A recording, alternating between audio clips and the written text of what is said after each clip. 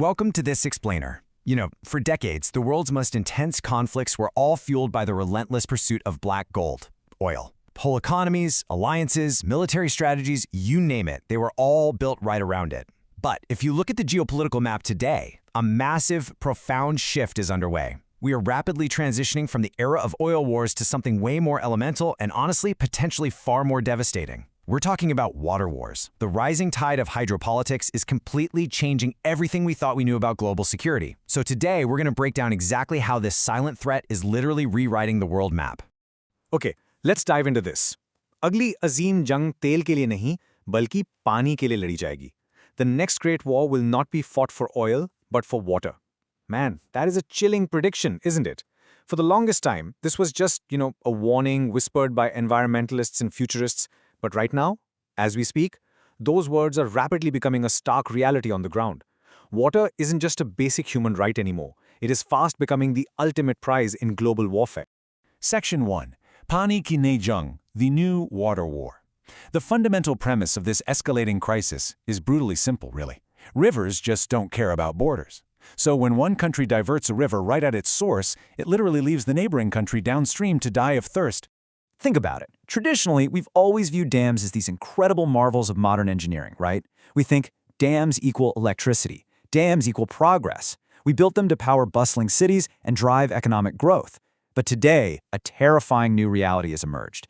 Dams equal weapons. We're now looking at a geopolitical landscape where these absolute concrete giants are being strategically designed to cut off an enemy's most vital resource, basically bringing them to their knees without deploying a single soldier. Section 2. Hydropolitics ka hatiyar, the weapon of hydropolitics.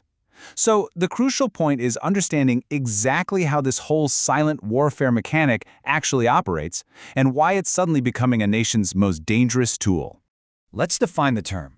Hydropolitics is the geopolitical strategy where a nation uses water infrastructure, like megadams, to destroy a rival's agriculture and economy without firing a single bullet. The source material issues a really stark warning here that we absolutely cannot ignore. In the modern era, these massive dams are now viewed as being just as dangerous as atom bombs. They have the absolute power to entirely collapse a nation's ability to feed its own people and sustain its economy, completely bypassing the need for any kind of traditional military conflict. Section 3. Duniya ke khatarnak mahaz, dangerous global fronts. Because as the global population surges and our drinking water vanishes, this geopolitical weaponization isn't just theory. It's actively happening right now across major global rivers. And this brilliantly illustrates the immediate high-stakes flashpoints we're facing today. We have the upstream nations, the dam builders, the ones holding the power, and then the downstream nations, whose very survival is actively under threat. From the Nile over to the Brahmaputra, all the way to the incredibly vital rivers of the Middle East, these megadams are altering regional maps and completely shifting the entire balance of power on a massive global scale. Let's zoom in on the Nile River stakes. The dynamic here is incredibly tense. Ethiopia is actively constructing a massive dam upstream. Now for Ethiopia, this represents absolutely crucial economic development and energy independence. But the direct, unavoidable consequence downstream, if Ethiopia blocks or even significantly reduces that water flow, Egypt, a nation historically and almost entirely dependent on the Nile for its literal survival, essentially plunges right into darkness. The agricultural and economic survival of millions is just hanging precariously in the balance of a single river's flow. Moving east, we see the Brahmaputra sticks. Here, China sits in the profoundly powerful upstream position. By building megadams on this vital waterway, China effectively controls the tap for the entire region. For downstream neighbors like India and Bangladesh, the situation is dire. Any major restriction of that water flow threatens catastrophic agricultural collapse, raising the severe, very real threat of widespread famine. It's a chilling demonstration of how controlling water means holding immense, almost unimaginable power over neighboring populations. Then we have the incredibly volatile Middle East flashpoint. We're seeing a rapidly escalating water conflict between Turkey, which controls the crucial headwaters, and downstream nations Iran and Iraq.